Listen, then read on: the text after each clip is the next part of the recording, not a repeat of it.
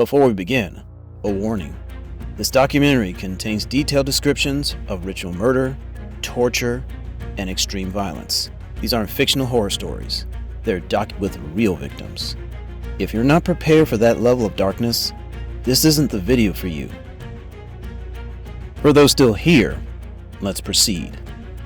1989, Matamoros, Mexico. Police find a ranch outside the city. They're looking for a missing American student. What they find instead is an nganga, a cauldron used in Palo Mayom rituals, filled with human remains, brains, hearts, spinal columns. 13 people ritually murdered for magical protection. And the people who pay for those rituals? Politicians, businessmen, cartel leaders. Now, you've probably heard of the Matamoros murders. They made international news. But here's what you might not know. That wasn't the only case, not even close. See, when you dig into occult-related crimes, and I mean really dig, past the Reddit threads and the YouTube summaries, you start finding patterns. Geographic clusters, ideological pipelines, networks. And then you find the cases that didn't make international news, the investigations that got shut down, the files that remain sealed, the groups that are still active right now, today. I'm not here to entertain you. I'm here to document. Court records, declassified documents, news archives. No Alex Jones nonsense, just the documented darkness that most people don't want to look at. And if you make it to the end, you'll understand why governments keep files on this stuff classified for decades. Let's go. We're starting at the surface. There are cases that made headlines, at least regionally. They went to trial. They're in court records. But the details that make them truly disturbing? Those got buried in the footnotes. There's a photo of Rock Terrio from 1965. He's 17 years old, skinny kid, dark hair, intense eyes. He's holding a Bible, not because his family made him, because he wanted to. The kids at school thought he was weird. He'd corner them during lunch, tell them about revelations he'd had, dreams where God spoke to him directly, visions of the apocalypse. Most teenagers in rural Quebec were sneaking cigarettes and chasing girls. Terrio was reading Revelations and convincing himself he understood it better than the priests. His family was Catholic, 7 siblings. They were poor but not destitute. His father worked. His mother raised the children. Nothing in his childhood screamed future cult leader, but something was there. Teachers noticed it and need to be listened to be important, to be right. By 19, he joined the Seventh-day Adventist Church, not because he was searching for community, because he wanted authority. He wanted to interpret Scripture. He wanted people to sit and listen while he explained what God really meant.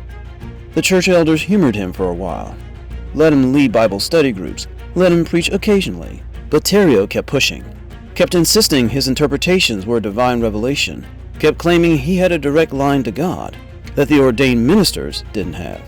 So they asked him to leave. That rejection was the pivot point. Because Terrio didn't see it as, this young man needs to mature spiritually, he saw it as persecution, as the establishment church rejecting a true prophet, just like they'd reject Jesus. 1977. He's 30 years old now. He's been working construction jobs, drifting, but he's been talking, always talking, to coworkers, to people at bars, to anyone who'll listen. And he finds people who do listen, people who are searching for meaning, for purpose, for someone who seems certain about something, anything, in an uncertain world. He tells them the apocalypse is coming, soon, within years, and he knows where they'll be safe. He's had visions. God has shown him. He convinces 26 people to follow him into the wilderness of rural Quebec. They build a compound. Nothing fancy. Rough shelters, no electricity, no running water. They're living off the grid, preparing for the end times. Terrio names them the Anthill Kids. He says it's because they need to work like ants, collectively, tirelessly, without question. What he really means is, like ants, they need a queen, and he's it. The first year is almost normal. Eccentric, sure. Isolated, definitely, but not dangerous. They farm, They pray. They study scripture.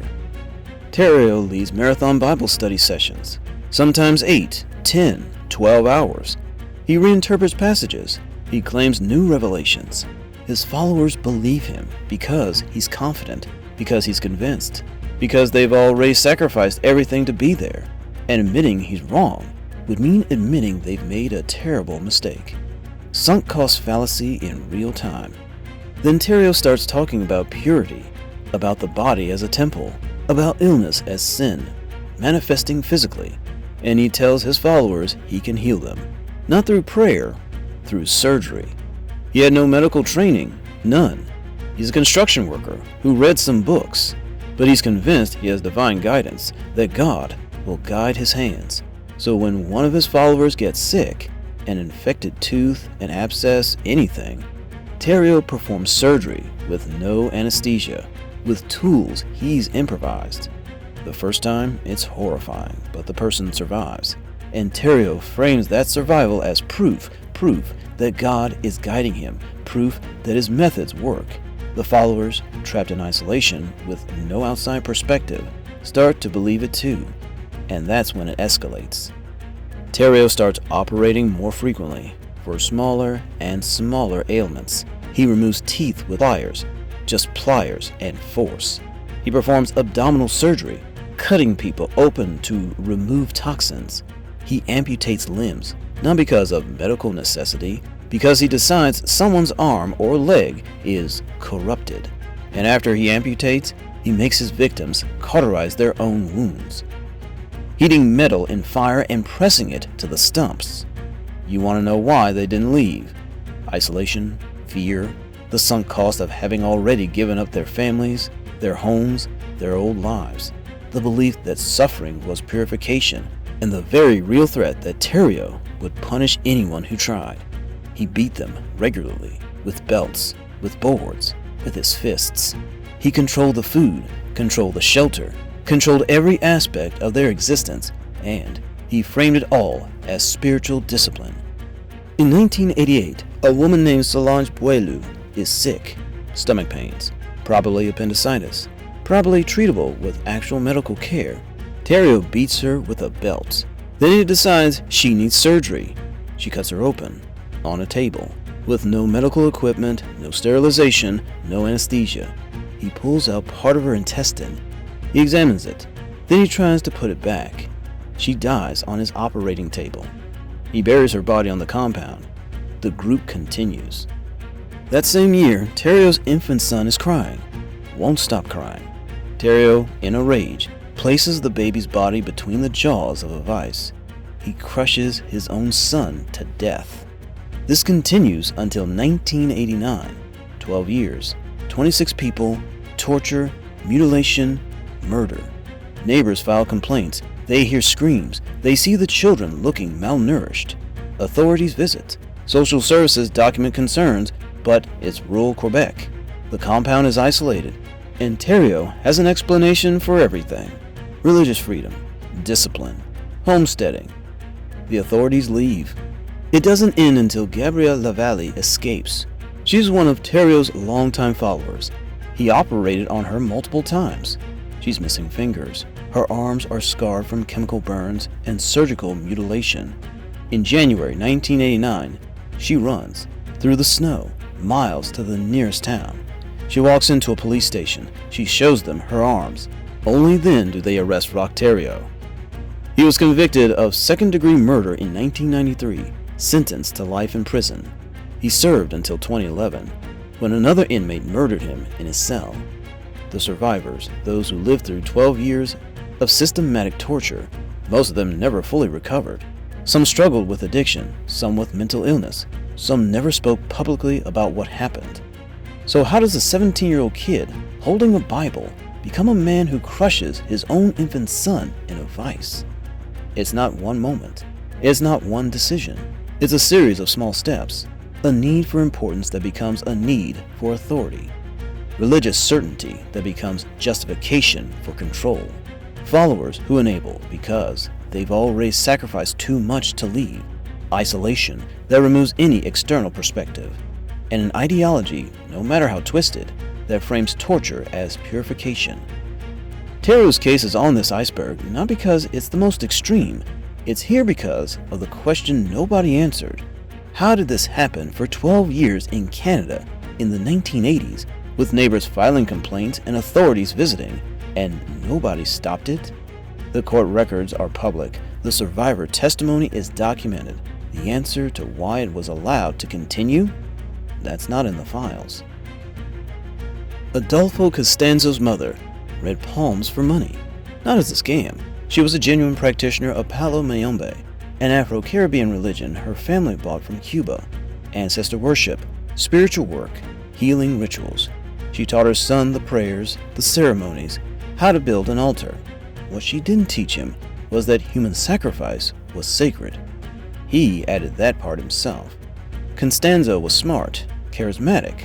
By his early 20s, he'd moved to Mexico City and was making money as a fortune teller for wealthy clients, models, businessmen, cartel members. They liked him because he was confident, because his predictions came true just often enough, because he told them what they wanted to hear. But reading cards wasn't enough for Costanzo.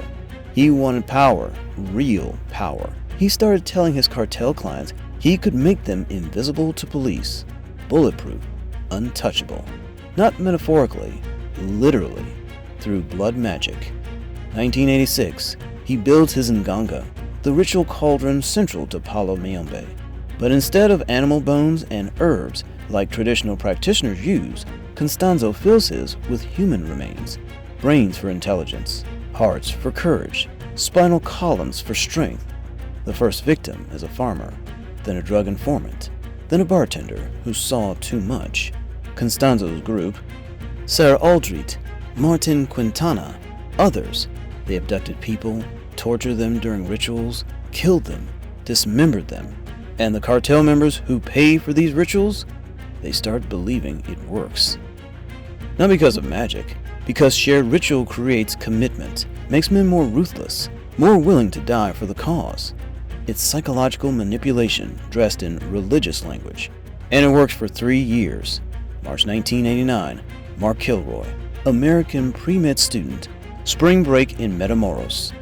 He's walking back to his hotel with friends. They're a block from the border. Safe area. Crowded street. His friends turn around. He's gone. His family reports him missing immediately. Texas Rangers get involved. FBI. Mexican federal police. This isn't just another missing person case. He's an American, pre-med student, family with resources. The pressure is enormous. For weeks, they have nothing. No witnesses, no leads, no body. Then they catch a break. April 1st, 1989. Serafin Hernandez Garcia, member of a drug trafficking family, runs a police checkpoint outside Matamoros. Doesn't stop, just drives through. Police chase him, arrest him. During questioning, Hernandez does something strange. He's calm. Too calm. He keeps saying the police can't hurt him, that he's protected, that he's invisible. Investigators think he's on drugs, but he keeps talking about a ranch, about a godfather who performs rituals, about magic that makes them untouchable. They think he's insane, but they follow the lead anyway. Hernandez directs them to a ranch outside Matamoros, remote location owned by the Hernandez family. When police arrive, they find the nganga, human remains, body parts. Then they start digging. 13 bodies, some in shallow graves, some dismembered. One of them is Mark Kilroy, identified by his identical records. Hernandez leads them to Costanzo's location in Mexico City. Police raid the apartment. Costanzo orders Martin Quintana to shoot him before he can be arrested. Quintana does. Sarah Aldrete is arrested. Multiple cult members arrested. But here's what's disturbing. Hernandez only got caught because he ran a checkpoint. If he stopped, if he'd shown his ID and driven away, how long would this have continued? When police searched the ranch thoroughly, they found something else. Business cards, contact information for politicians, police officials, wealthy businessmen, people who'd paid Costanzo for protection rituals. Sarah Aldrete got 62 years. The case closed, but that client list, Most of those names never went public. A kid, whose mother taught him healing rituals, became a man who murdered 13 people and sold magical protection to narco-traffickers. The question isn't how Palo Mayombe, a legitimate religion, got corrupted. It's how many people in power were willing to pay for that corruption. Robin Gecht was working as an electrician in Chicago. Married, 3 kids, normal house in a normal neighborhood. His neighbors thought he was quiet, kept to himself, good with his hands. What they didn't know was that he'd worked for John Wayne Gacy in the 1970s. Gacy, the serial killer, who murdered 33 young men and buried them in his crawl space. Gecht was Gacy's employee for 18 months.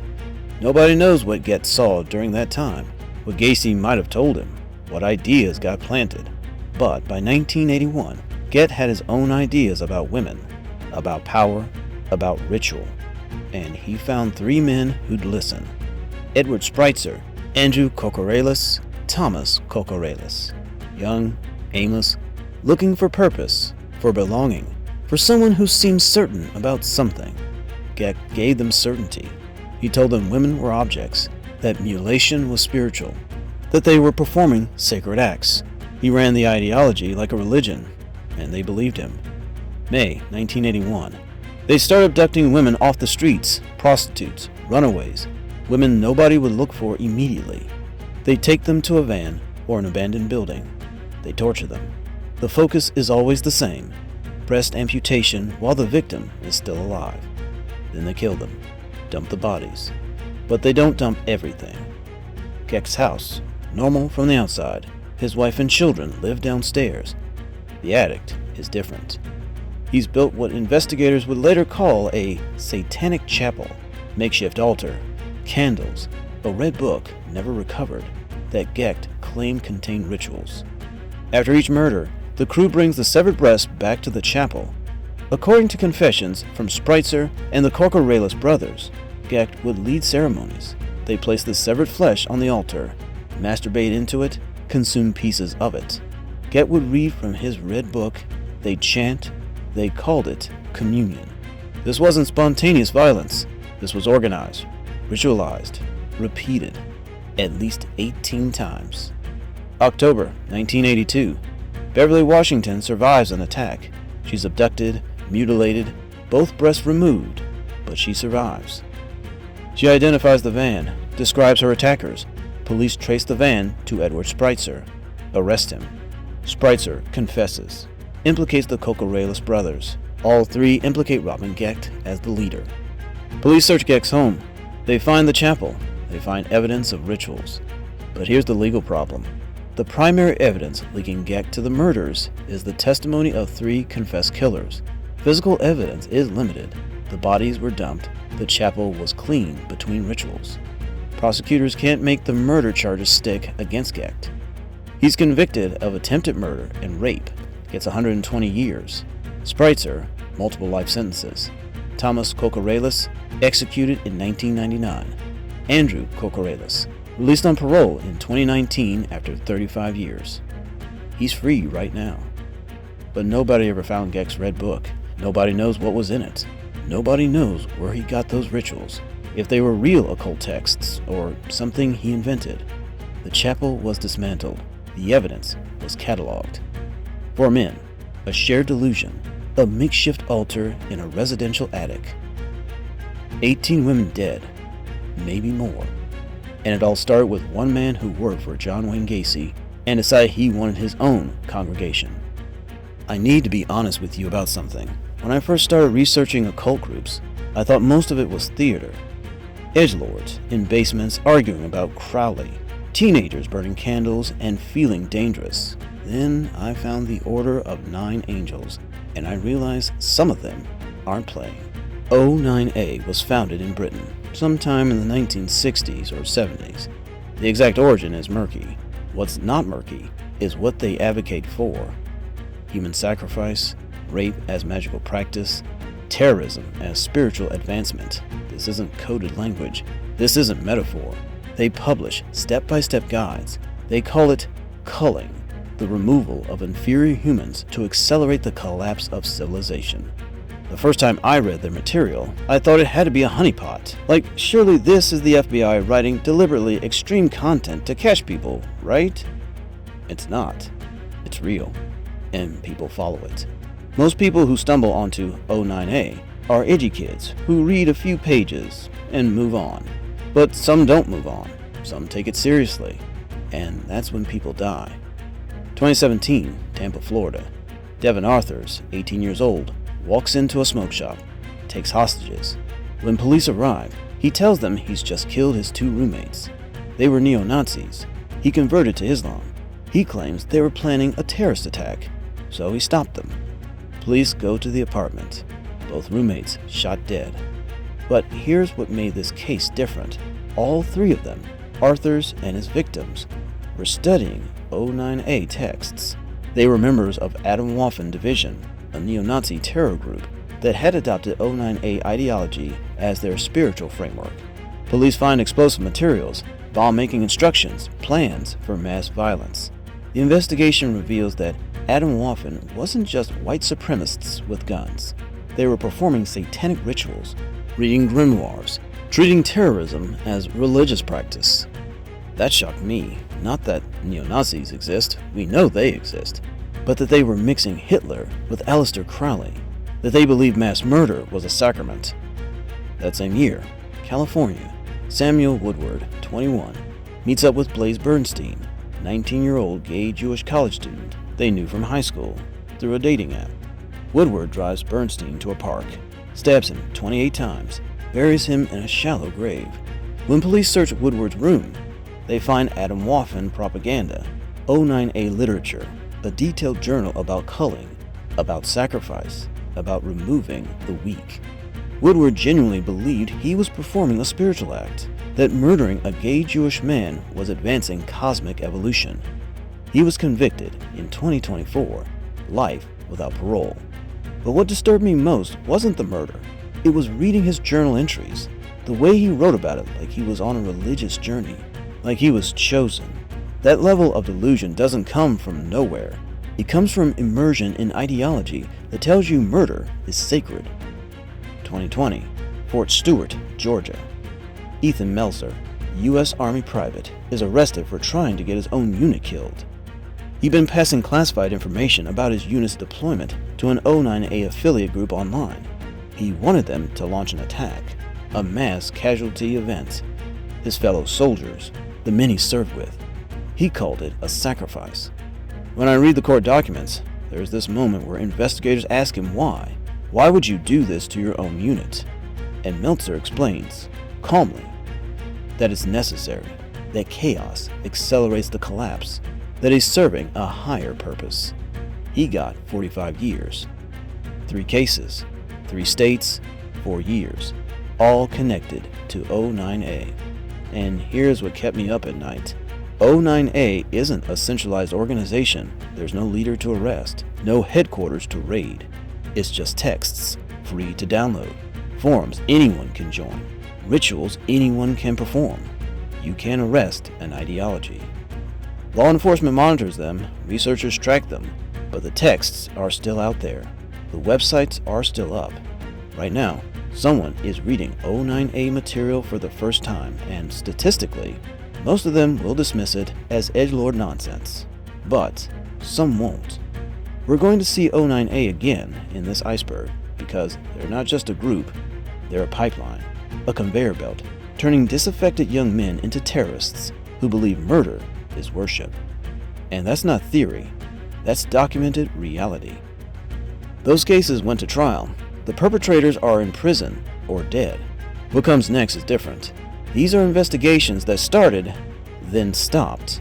Evidence collected, witnesses came forward, and then silence. Files sealed, questions unanswered. We're descending into the uncomfortable investigations. These investigations started, then they stopped. The documentation exists, the answers don't. February 1987, Tallahassee, Florida.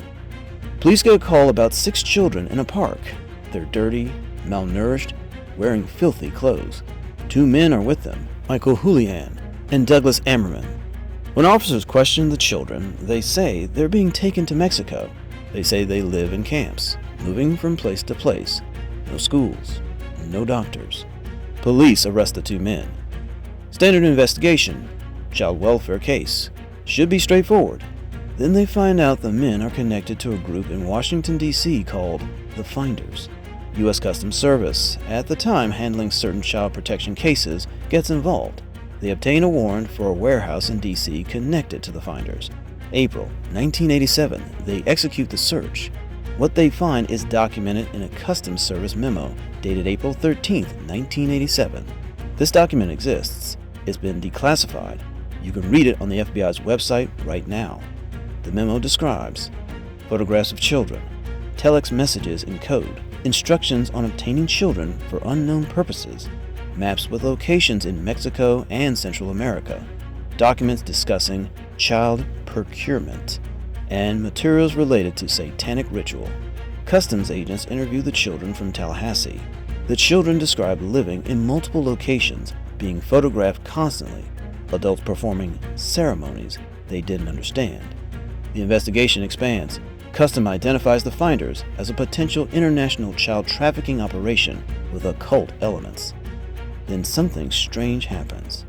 The CIA steps in. An internal CIA memo surfaces, dated February 1987. It states that the Finders may be conducting activities on behalf of the CIA. The memo suggests the investigation be shut down because it could expose intelligence operations. Customs agents push back. They found evidence of child abuse, possible trafficking. This isn't about national security, this is about children. But the pressure increases from the CIA, from the Justice Department. The investigation stops. No charges filed against the Finders' leadership. Houlihan and Ammerman face minor charges that are eventually dropped. Case closed. For 30 years, the story circulates in conspiracy circles. People claim it's exaggerated, made up, satanic panic hysteria. Then in 2019, the FBI releases 324 pages of documents about the Finders through a Freedom of Information Act request. The documents are heavily redacted, entire pages are blacked out, but what remains confirms the basic facts. The Finders existed, the children were found, Customs found disturbing materials, the CIA memo is real. The investigation was closed, but here's what the documents don't answer. What was the Finders actually doing? Were they trafficking children, or was it a bizarre communal group with unconventional practices? Why did the CIA have any involvement? What's in the redacted sections? The Finders' leader, Marion Petty, died in 2004.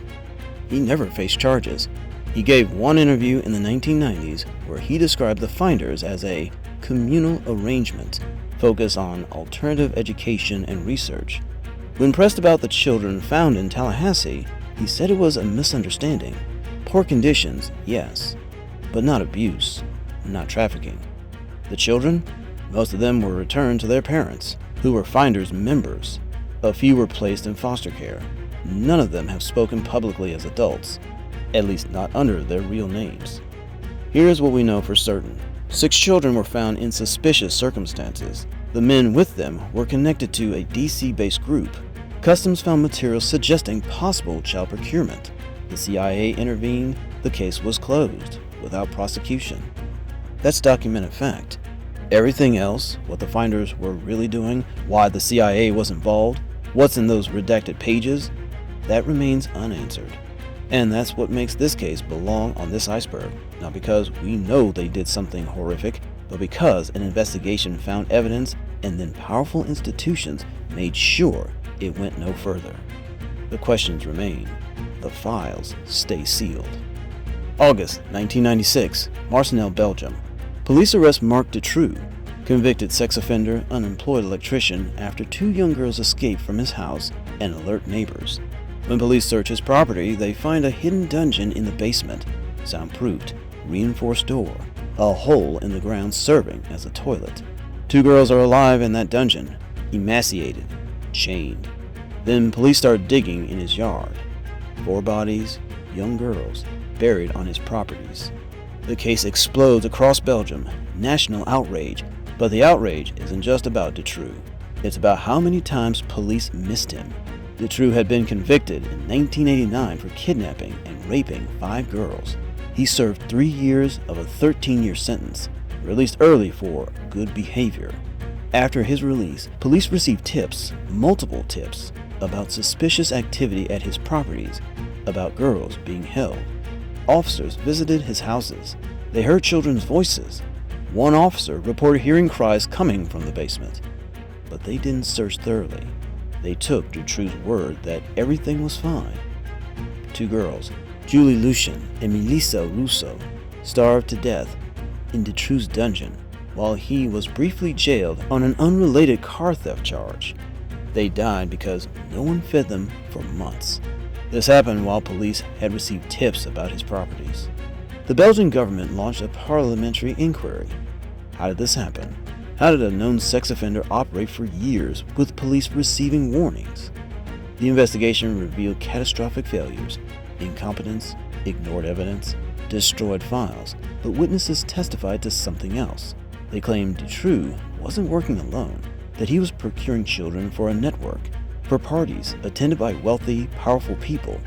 Multiple witnesses gave testimony about organized abuse, about being taken to locations where men in positions of power were present. The testimony was compiled in what became known as the exposures. Some of it was deemed credible enough to investigate further, but 27 people connected to the case died during the investigation. 27. Some were suicides, some were accidents, some were murders ruled as unrelated, but the number raised questions. A police officer investigating the case shot dead. A key witness died in a car accident. Another witness ruled suicide. October 1996, 300,000 Belgians marched in Brussels, the White March, demanding answers, demanding accountability. It was the largest protest in Belgian history. They weren't just angry about Dutroux, they were angry about the system that enabled him, about police incompetence, about the possibility that powerful people were being protected. Dutroux was eventually convicted in 2004, life in prison. His wife, Michelle Martin, was convicted as an accomplice. She served 16 years and was released in 2012. But the larger questions: was there a network? Who were the men in those testimonies? Why did so many witnesses die? Those weren't answered. Portions of the exposures remain unclassified. The Belgian government says it's to protect witness identities. Critics say it's to protect the names of powerful men who were involved. Marc Dutroux is in prison. That's not in dispute. But whether he was a lone perpetrator or a procurer for something larger, that remains an open question. And Belgium has never fully recovered from the realization that their institutions failed so catastrophically to protect children. The case is closed. The questions aren't. 1988, Omaha, Nebraska. The Franklin Community Federal Credit Union collapses, $40 million missing. The manager, Lawrence E. King Jr., was a rising star, African-American businessman in a predominantly white Republican establishment. Sang the national anthem at the 1984 Republican National Convention, photographed with presidents. The embezzlement investigation should have been straightforward. Follow the money. Prosecute King. Case closed. Then investigators started hearing something else. Multiple people, former employees, associates, young adults, came forward claiming King was running something beyond financial fraud.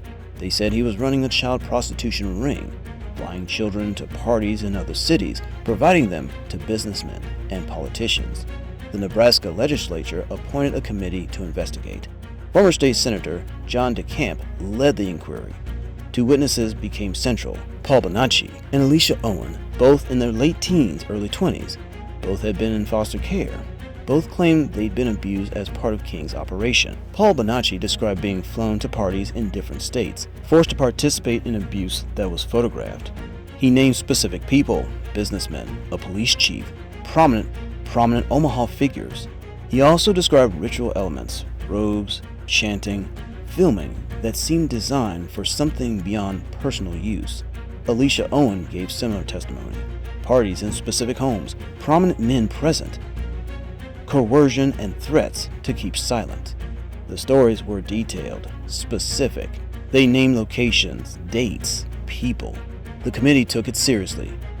Gary Caradori, the chief investigator, spent months tracking leads. He told colleagues he found corroborating evidence, photographs, documentation. July 1990. Gary Caradori and his 8-year-old son are flying back to Nebraska from Chicago. Their plane breaks apart in midair. Both killed instantly. The briefcase Caradori was carrying, containing his evidence, was never recovered from the wreckage, or if it was never entered into the record. After Caradori's death, the investigation changed direction. A grand jury was convened, but instead of indicting the accused perpetrators, the grand jury concluded that the allegations were a carefully crafted hoax. Paul Bonacci and Alicia Owen were indicted for perjury. Owen was convicted. She served 4.5 years in prison for lying under oath. Bonacci wasn't prosecuted for perjury, but the message was clear.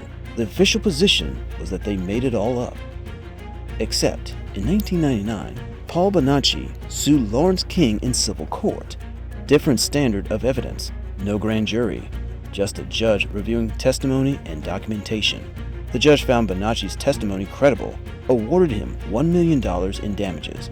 The court ruling stated that Bonacci had been abused as part of a child prostitution ring run by Lawrence King.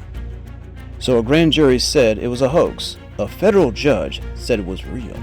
Lawrence King served 15 years for embezzlement and tax fraud. Released in 2001, died in 2020. He was never charged with child abuse, never faced trial for trafficking, never answered questions about the parties, the children, the photographs. There's another piece to this that makes it stranger. John Gosch, 12-year-old paperboy, disappeared from West Des Moines, Iowa in 1982. His mother, Noreen Gosch, spent decades investigating. She claimed Johnny visited her years after his disappearance, now an adult, and told her he'd been kidnapped into a trafficking ring. Paul Bonacci later claimed he'd been present when Johnny Gosch was abducted, that Gosch was part of the same network. Law enforcement dismissed this as a grieving mother being manipulated by conspiracy theorists. John Gosch was never found. So what actually happened? We know for certain $4 million was embezzled. Lawrence King went to prison. A grand jury called the abuse allegations a hoax. A federal judge ruled they were credible. Everything else, whether there was an organized network, who else was involved, what was in Caradori's briefcase, what happened to Johnny Gosch, remains disputed. The documents exist. The testimony is on record. The civil court ruling is public. But the case file is a maze of contradictions where the official story depends on which court you believe. And the central question, how did a grand jury and a federal judge reach opposite conclusions about the same testimony, has never been answered. 1986. The Presidio U.S. Army base in San Francisco.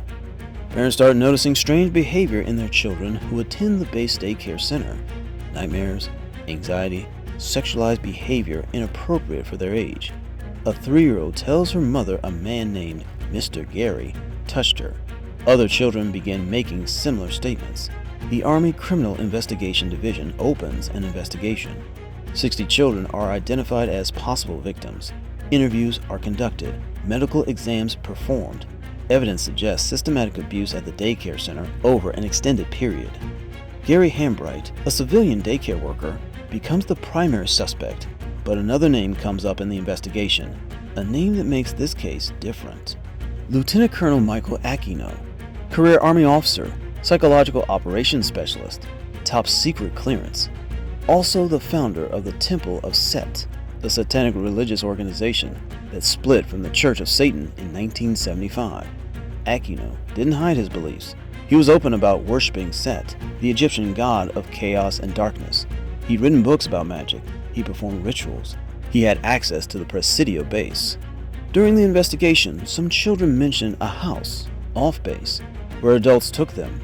The description matched a house rented by Michael Aquino and his wife. Police obtained a search warrant, searched the property. They found occult materials, altars, ritual implements, but no direct physical evidence linking Aquino to abuse at the daycare. The case became a media sensation. Parents demanded answers. How could a self-proclaimed Satanist with access to a military daycare not be thoroughly investigated? The Army's Criminal Investigation Division and the San Francisco Police Department both examined the evidence. Gary Hambright was arrested, charged with multiple counts of child abuse.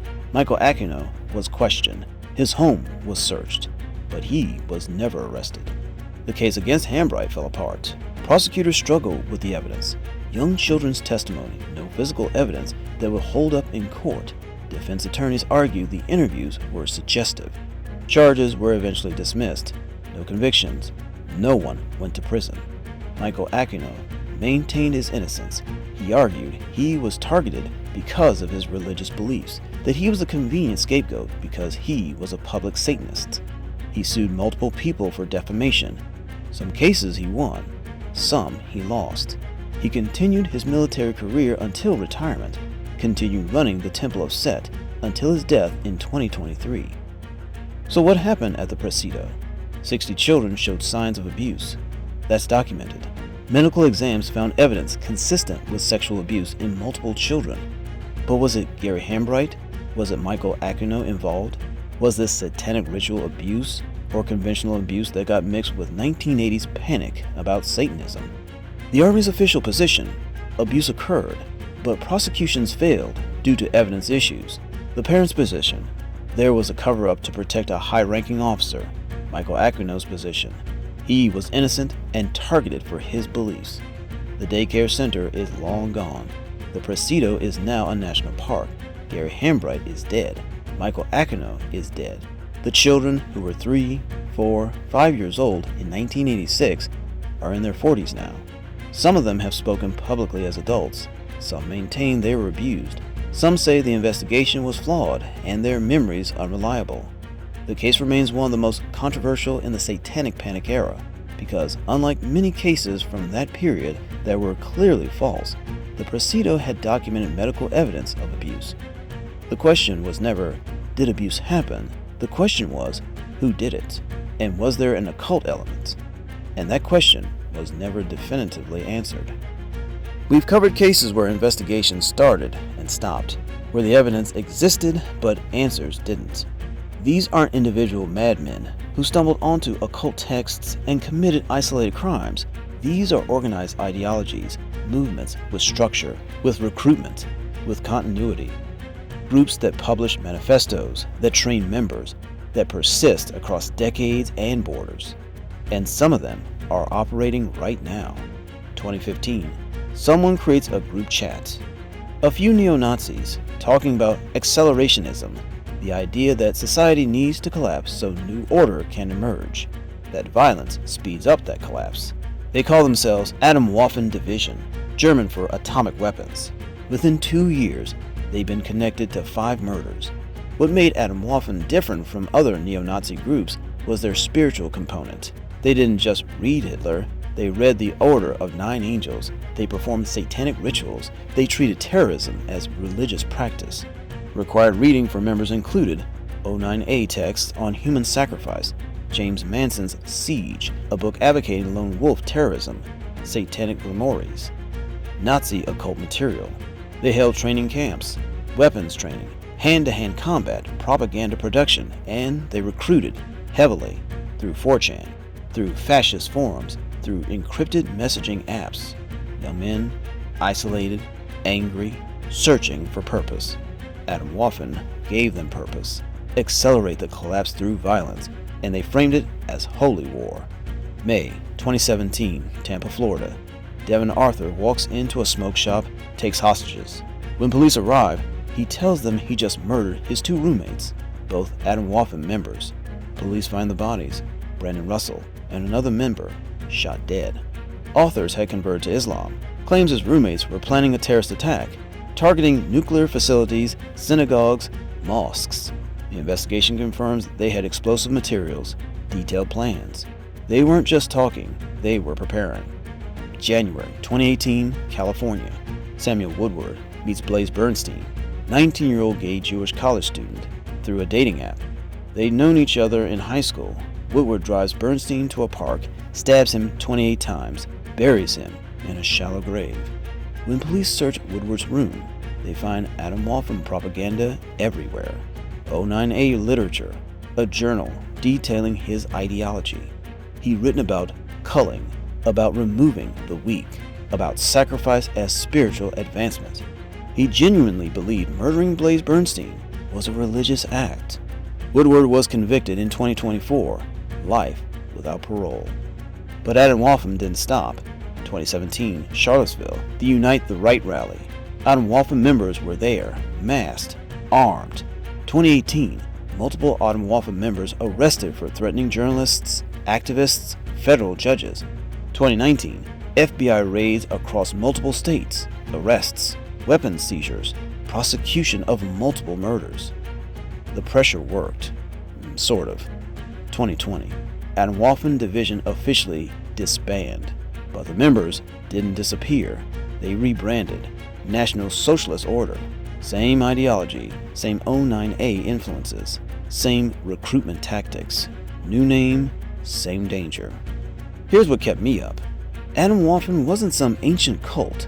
They formed in 2015, in the age of social media, in the age of mass surveillance, and they still managed to radicalize dozens of young men, commit multiple murders, and plan terrorist attacks before law enforcement disrupted them.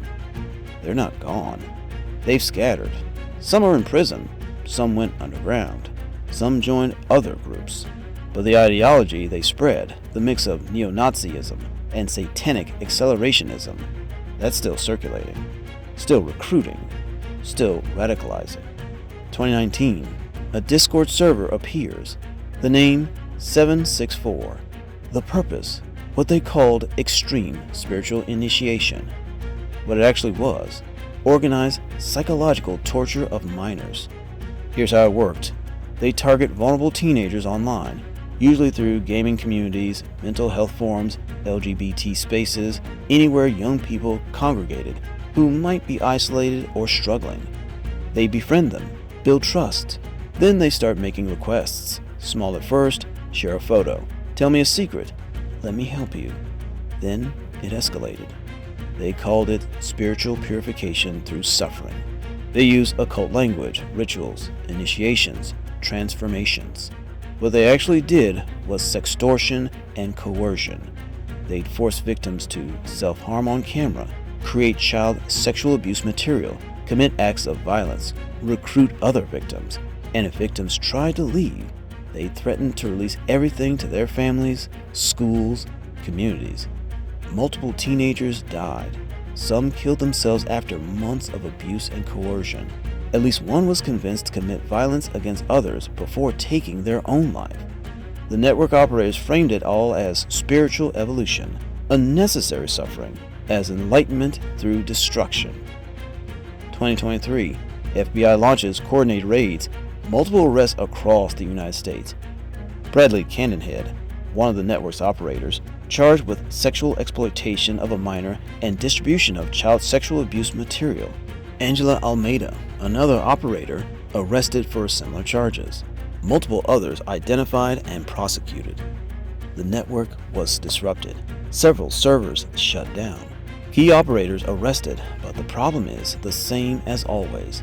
The ideology is decentralized. Within months, similar groups appeared under different names. 676, CVLT, other variations. Same tactics, same targeting of vulnerable minors, same occult framing for exploitation and abuse. This is what modern occult violence looks like. No robes, no altars, no candlelit basements, just encrypted chat apps, vulnerable teenagers, and predators who've learned to weaponize spiritual language to justify torture. Law enforcement is playing catch-up. By the time they identify a server, it's moved. By the time they arrest operators, new ones have taken over, and teenagers keep getting targeted. Right now, today, while you're watching this. Early 1990s, Bergen, Norway. A record shop called Helvet, Norwegian for hell, run by a 22-year-old named Øystein Arseth, stage name Euronymous. The shop sold black metal records, became a meeting place for musicians, fans, people drawn to the darkness of the music. But something else was forming there, what Euronymous called the black metal inner circle. It wasn't just about music. It was ideology, anti-Christian, pro-satanic, but not LaVey's philosophical Satanism. Something older, Norse paganism mixed with genuine hatred of Christianity. They believed Norway had been forcibly converted 1,000 years ago. The churches were symbols of cultural genocide, and they decided to do something about it. 1992, Fantofstave Church burns. 12th century wooden church, gone. Then another, then another. Over the next 4 years, more than 50 churches across Norway were burned or vandalized. Most were wooden stave churches, some of the oldest surviving structures in Scandinavia, irreplaceable cultural heritage. The media called it teenage rebellion, misguided vandalism, but the people doing it saw it as spiritual warfare, as reclaiming Norway from Christianity, as honoring the old gods through destruction. Varg Vikernes, stage name Count Grishnak, musician, part of Euronymous' inner circle. He later admitted to burning at least 3 churches, though he was suspected of more. But church burnings weren't enough for Vikernes. August 1993, Euronymous is found dead in his Oslo apartment, stabbed 23 times. Varg Vikernes arrested the next day. Vikernes claimed self-defense, said Euronymous was planning to torture and kill him to make a snuff film as the ultimate statement of evil. The court didn't believe him. He was convicted of murder and church arson, sentenced to 21 years, the maximum in Norway. But here's what made this case darker than just musicians beefing. During the investigation, police found plans, not just Euronymous' alleged plans for Vikernes, plans for more attacks, more burnings, escalation. And there was another murder. Bart Ethan, stage name Frost, drummer for Imperior. August 1992, a year before Euronymous died, Frost stabbed a gay man named Magni Andersson to death in a park. No motive beyond hatred, beyond proving his darkness was real. He served 9 years. 2009, Vikernes released from prison. He moved to France, started a YouTube channel, began promoting white nationalism, Norse paganism, and conspiracy theories. He has over 100,000 subscribers. The black metal inner circle killed people, destroyed irreplaceable cultural heritage, created an ideology that violence was spiritual purification, and that ideology didn't die with Euronymous. The church burnings inspired copycats worldwide: Finland, Sweden, Poland, Russia, the United States. Some were teenagers being edgy. Some were genuine believers in the ideology. The Norwegian scene from the 1990s is mythology now. Documentaries, books, metal fans treat it like folklore, but people died. Churches burned. And the man who killed Euronymous is on YouTube right now, promoting the same ideology that led to violence 30 years ago. That's the thing about turning violence into mythology. It inspires the next generation, and somewhere, someone's listening. Every case we've covered had a clear enemy, killers you could arrest, organizations you could monitor, ideologies you could expose. But there's one more layer. What happens when governments don't investigate occult practice? They participate in it. When intelligence agencies don't shut down occult networks, they fund them. When the files aren't sealed to protect victims, they're sealed to protect operations. This is the bottom, where declassified documents exist, but full context remains classified, where programs operated for decades before anyone knew, where the question isn't, did this happen? The documents prove it happened. The question is, why? 1953, the CIA launches a program, Occult. The public knows the basics: mind control experiments, LSD, universities, unwitting subjects. What's less known is how deep the occult connections went. Occult had 149 sub-projects, most focused on drugs, hypnosis, sensory deprivation, standard psychological warfare research. But some sub-projects explored different territory. Sub-project 136, parapsychology research. Sub-project 58, collaboration with occultists. The CIA employed people who weren't just scientists, they were practitioners. Andrea Puhari, medical doctor, also a spiritualist who claimed to channel entities. He worked on Occult projects involving ESP and psychic abilities. The CIA knew about his occult background. They hired him anyway. Here's where it gets darker. Some in culture research explore trauma as a control mechanism, how extreme psychological trauma fragments consciousness, whether that fragmentation could be exploited. Declassified documents reference esoteric methods of inducing dissociation. Some researchers who study this believe CIA psychologists weren't just observing trauma, they were studying ritual abuse as a technology. There's no smoking gun document that says we perform satanic rituals on subjects, but there are references to occult methodologies, esoteric practices, and collaboration with individuals who had occult backgrounds. 1973, Richard Helms, CIA director, orders MKultra files destroyed. Most were burned, shredded, gone. What survived were financial records, scattered memos, fragments. The Church Committee in 1975 revealed what little remained. But we know this: MKultra operated for 20 years, had 149 sub-projects, used university hospitals, prisons, mental institutions as testing grounds, and some of those sub-projects involved occult practitioners and methodologies. Why would the CIA work with occultists? Not because they believed in magic, because they believed trauma-based control worked, and some occult practices, especially ritual abuse, create systemic trauma. If you wanted to study how to break human consciousness, you'd study people who claim to have been doing it for centuries. Survivors of alleged government experiments have described ritual elements, robes, chanting, sexual abuse framed as ceremony. Most of their testimonies has been dismissed, called false memory, satanic panic, but the declassified documents prove the CIA was researching trauma, disassociation, and esoteric methodologies. The full truth of what MKultra explored died when Helms ordered the files destroyed.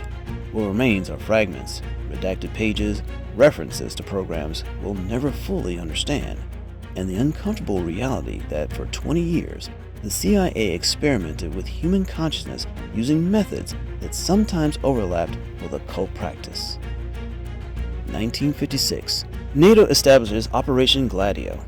Stay-behind networks across Europe, secret armies, weapons cache, sleeper cells.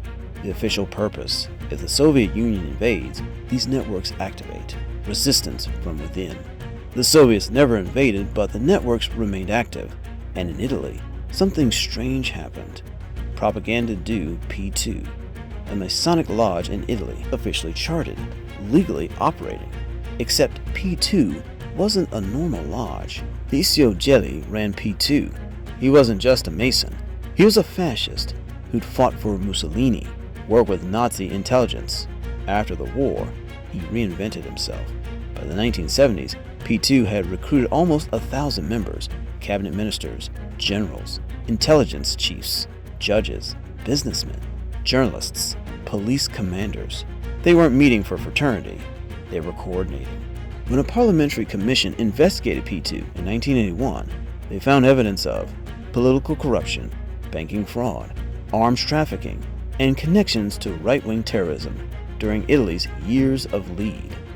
Italy in the 1970s was violent. Bombings, assassinations, left-wing groups, right-wing groups. Nobody knew who was really behind what. The P2 investigation revealed something disturbing.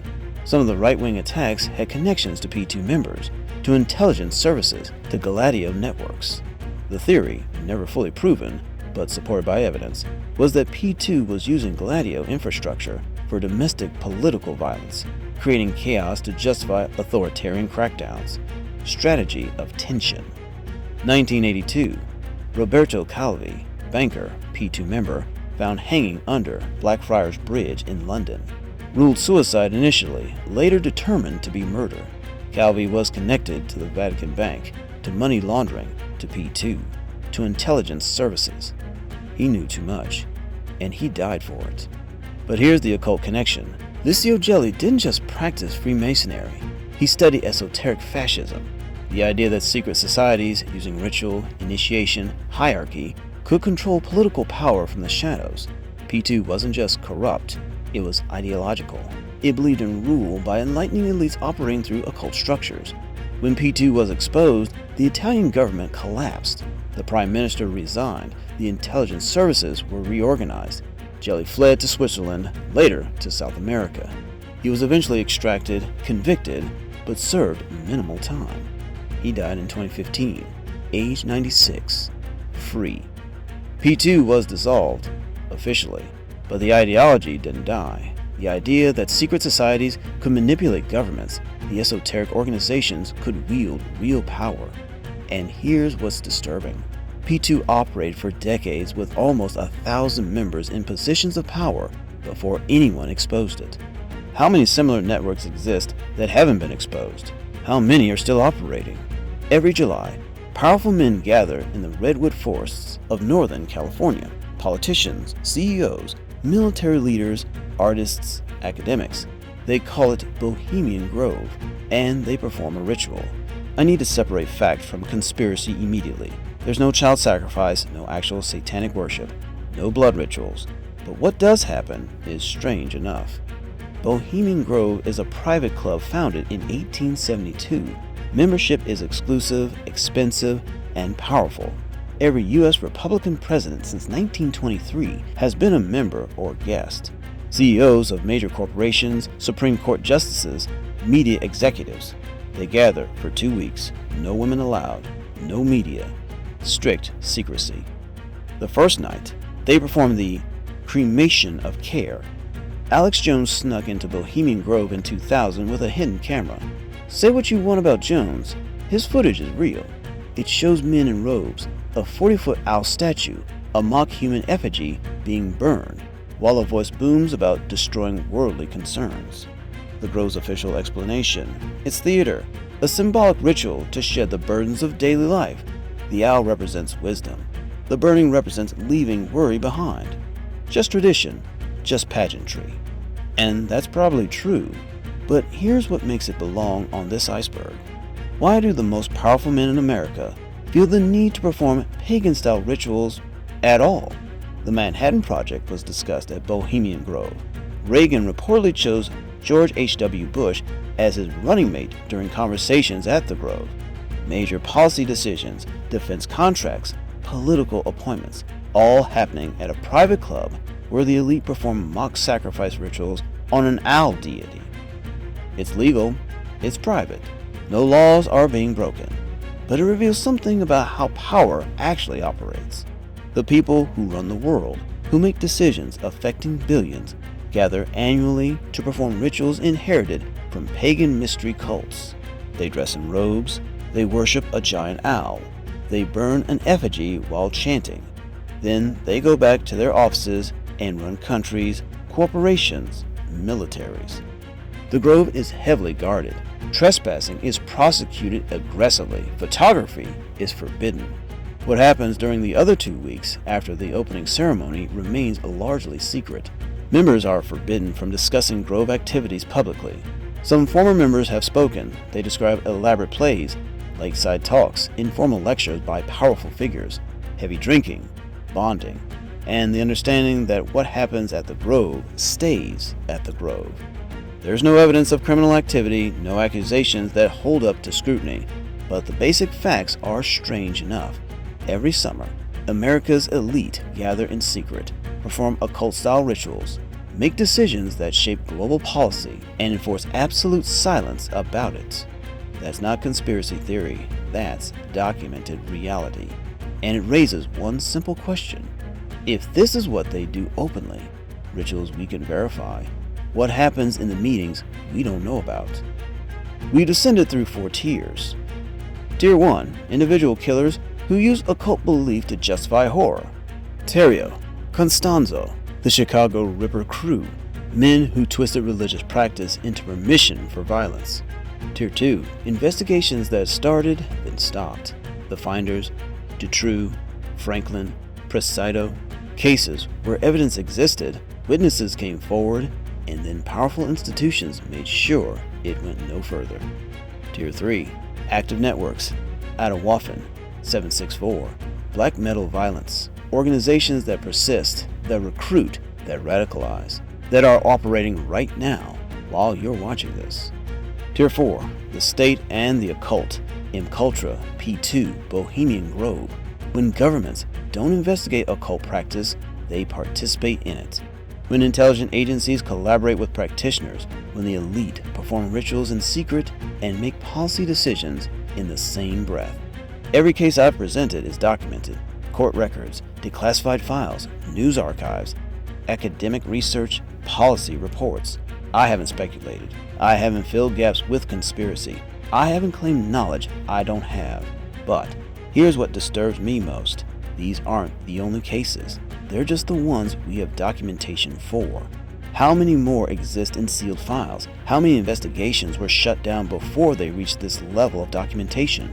How many networks operate in countries with less oversight? The darkness isn't in the rituals themselves. The darkness is in the infrastructure that enables them. The institutions that look away, the investigators who stop investigating, the files that stay classified, the networks that persist because nobody with power wants to admit they exist. I've provided sources for every entry in the description below. Don't believe me? Verify for yourself. Read the court documents. File FOIA requests. Look at the declassified memos. The abyss stares back only if you look into it. Most people don't look. But you did. And now, you know.